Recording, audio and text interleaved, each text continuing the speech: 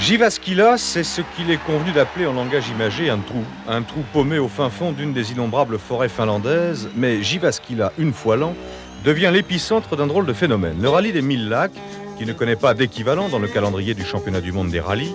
Le rallye des 1000 lacs, 12 euphémismes, puisqu'on en dénombre 60 000 en fait de ces lacs en Finlande. Le rallye des 1000 lacs, qu'il faudrait dans un souci d'exactitude rebaptiser le rallye aux 5000 bosses. Le rallye des 1000 lacs, ça a toujours été un vieux rêve pour moi.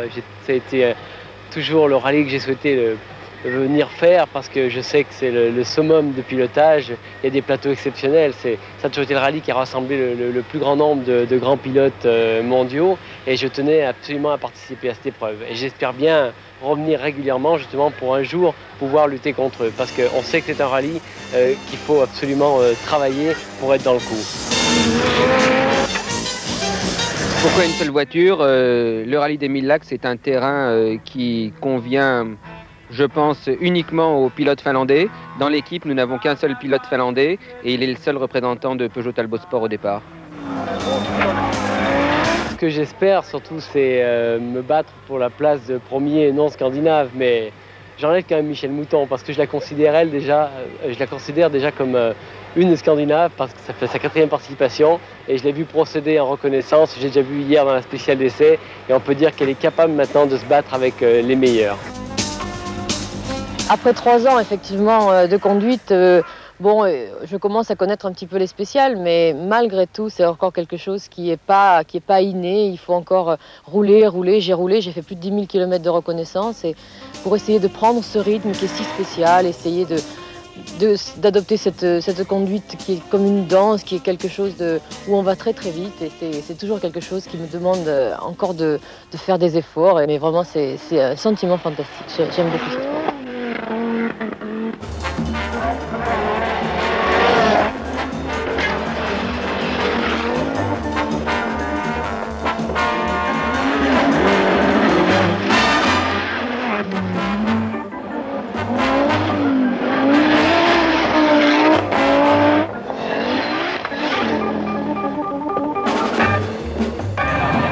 « 5000 bosses, nous disions, c'est cela peu de choses près, 5000 bosses avalées à des vitesses qui dépassent bien souvent l'entendement. En fait, c'est en Finlande que se réalisent les moyennes horaires les plus hautes. Le rallye des 1000 lacs se court à plus de 120 de moyenne. Songez un instant que le record dans l'épreuve spéciale d'entraînement la veille du départ, que ce record détenu depuis 7 années par Markku Alén, a été établi en 1 minute et 41 secondes pour 4 km, c'est-à-dire à 144 km/h. Et pourquoi une spéciale d'entraînement? Eh bien tout simplement parce que les reconnaissances n'y sont autorisées qu'à vitesse très réduite et que la police est à la fois omniprésente, vigilante et très susceptible.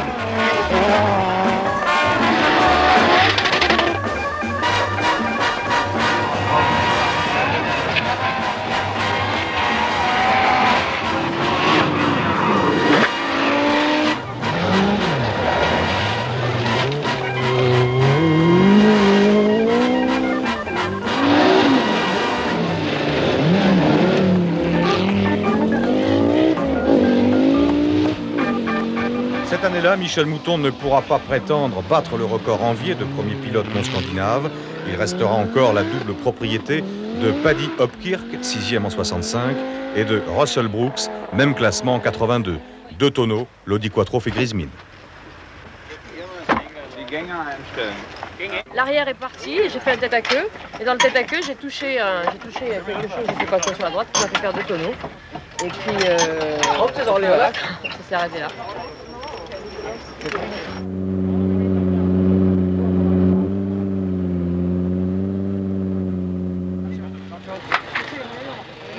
Passe par-dessus. J'arrive.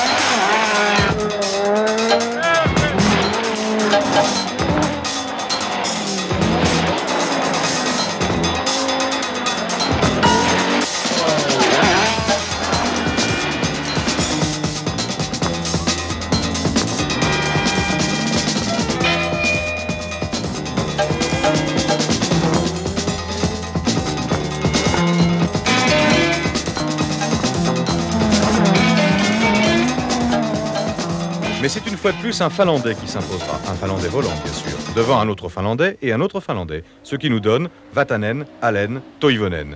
Le quatrième, c'est ce fameux Suédois qui s'est permis une fois, mais une seule fois, de l'emporter ici, c'est un certain Blomqvist. Et ne soyez pas étonnés si le cinquième est un dénommé Kankkunen. Le rallye de Finlande est une sorte de chasse gardée, tout comme le rallye de Suède l'est, à un degré légèrement moindre pour les Suédois.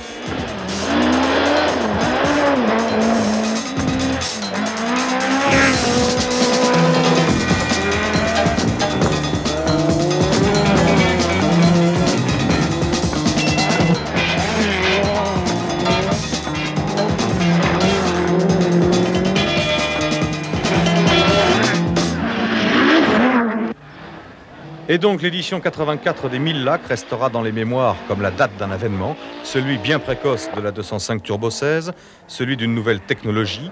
Vatanen y est allé de son pied de nez à une hiérarchie qui se voyait pourtant bien établie et pensait disposer encore de quelques mois de sursis. Point de tout cela, l'histoire finalement n'est pas si mal faite que cela, surtout quand elle est belle.